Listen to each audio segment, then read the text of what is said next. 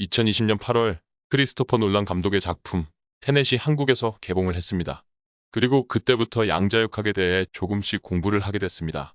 정확히 말하자면 공부라기보다는 유튜브를 열심히 들었습니다. 희대의 천재인 리차드 파인만은 양자역학이 무엇인지 이해했다고 말하는 사람이 있다면 그것은 새빨간 거짓말이다 라는 말을 했으니 저는 양자역학을 제대로 이해하지는 못했을 겁니다. 다만 이번 대선이 끝나고 무력함에 빠져 있을 때 그리고 패배의 아쉬움에 몸부림치고 눈물 흘리고 있을 때 양자역학을 가장 잘 설명하는 이론인 슈레딩거의 고양이가 머릿속에 떠올랐습니다. 상자 속에 고양이와 독극물 유리병이 들어있다. 상자를 열었을 때 고양이는 독극물 유리병이 깨져서 죽어 있을 수 있고 독극물 유리병이 깨지지 않아서 아무렇지 않을 수도 있다. 하지만 상자의 뚜껑을 열기 전에는 알 수 없으니 상자를 열기 전 고양이의 상태는 살아있는 상태와 죽어있는 상태가 공존한다.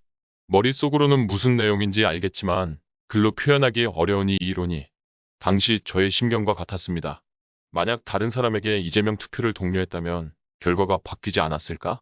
당연하게도 제가 약 30만, 40만을 설득하는 건 불가능하겠지만 제가 누군가를 설득하고 저에게 설득당한 누군가가 또 다른 누군가를 설득하고 이런 저의 모습을 본 누군가가 또 다른 사람을 설득하고 마치 도미노가 진행이 되듯 맨 처음에 블록 하나가 넘어져 모든 블록이 다 넘어지는 것처럼 나의 작은 설득 하나가 이런 효과를 불러일으키지 않았을까?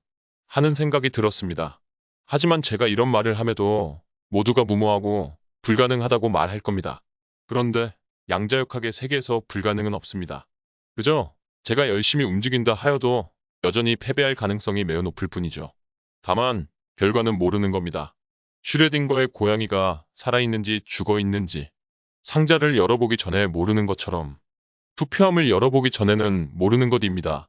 만약 제가 노력했다면 그리고 여러분이 함께 노력했다면 말이죠. 그런데 이런 생각도 떠오릅니다. 양자역학을 대표하는 말 중에 하나인 어차피 일어날 일은 일어난다.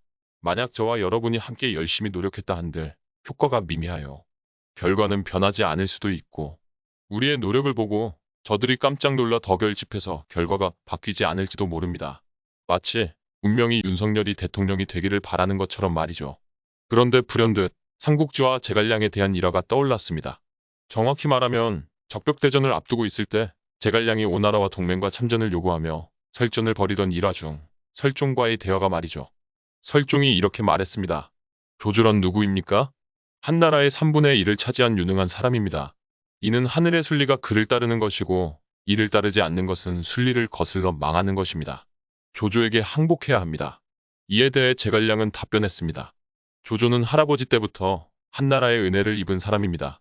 난세를 틈타 한나라를 탐하는 것이 순리라는 것은 어불성설이며 만약 하늘의 섭리에 따라 당신의 주군인 송권이 패망하는 상황이 온다면 그때 당신도 송권의 것을 탐할 것입니까? 어차피 일어날 일은 일어난다. 이재명이라는 사람이 대통령 후보가 된 그 순간부터 이낙연과 모든 민주당 국회의원, 유시민, 신민주당 성향 언론, 진보 성향 언론 등 모두가 단결되어 이재명을 도왔더라도 졌을지 모릅니다.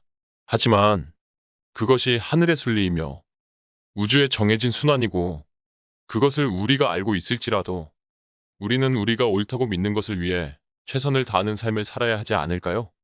영화 컨택트에서 주인공은 미래를 알게 되는 능력을 갖게 됩니다. 때문에 시간이 흘러 자신의 딸이 병에 걸린 뒤 아주 고통스럽게 죽음을 맞이하는 것을 알고 있고 딸의 죽음 이후 아내와 이혼하여 크나큰 슬픔을 마주하게 되는 것 또한 알고 있습니다.